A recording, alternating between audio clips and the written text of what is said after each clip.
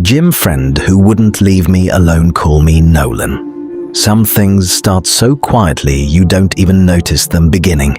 No alarm, no warning, just a slow creeping thing, disguising itself as something ordinary, something harmless.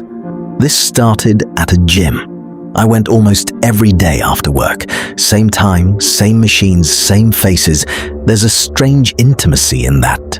Seeing the same strangers day after day without ever really knowing them.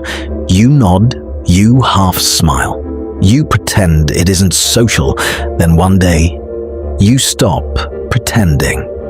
That's how Josh happened. He was always there.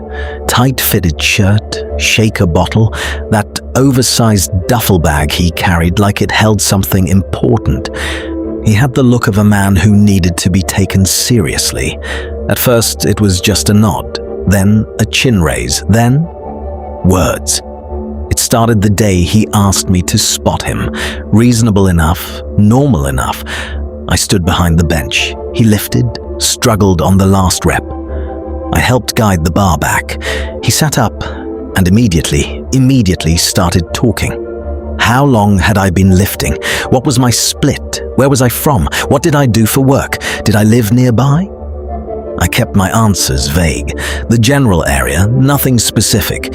He laughed and said he lived close too, like it meant something. Before I walked away, he held out his phone. "You got Instagram?"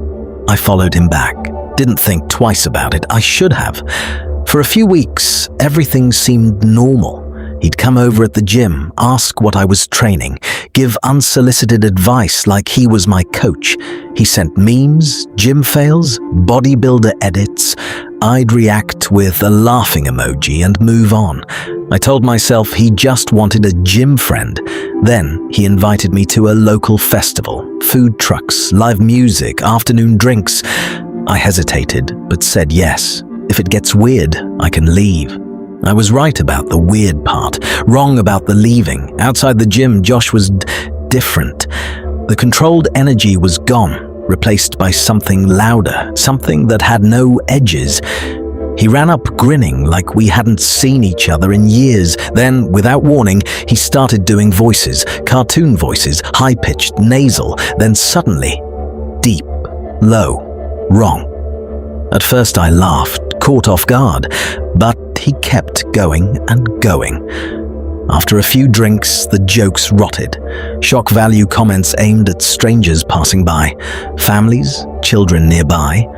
I kept doing that awkward half laugh, eyes scanning around, hoping no one heard.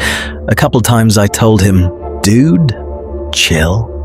He'd whisper my name back at me, Nolan, slow, stretched, like a joke or a warning, I couldn't tell which. After that, the messages came more often, not memes anymore. "What are you doing?" "You going to the gym today? Want to hang out?" Then came the bar night. He mentioned 2 girls were meeting us. That made it feel normal. So I went. The girls never showed. He shrugged when I asked, said they bailed. But I knew he'd lied just to get me there. And then the voices again, louder this time, fake laughing, fake sobbing, deep villain impressions that made nearby strangers go quiet and stare, not because it was funny, because something was off. I left early, told him I had to help my brother. He stared at me the way a person stares when they don't believe you, but want you to know they don't believe you. Why can't you just stay? I left anyway. After that, I changed my workout times to avoid him. Sometimes it worked, most times it didn't. But even when I escaped the gym, I couldn't escape my phone. His name kept appearing. If I didn't reply, another message followed. "You good?" Just that. 2 words. Patient. Persistent. Seeing his name on my screen started doing something physical to me, a tightening in my chest, a knot I couldn't shake, so I stopped opening his messages entirely. I thought if I went quiet long enough, he'd move on. I was wrong. It was a hot summer night, window cracked open, almost asleep.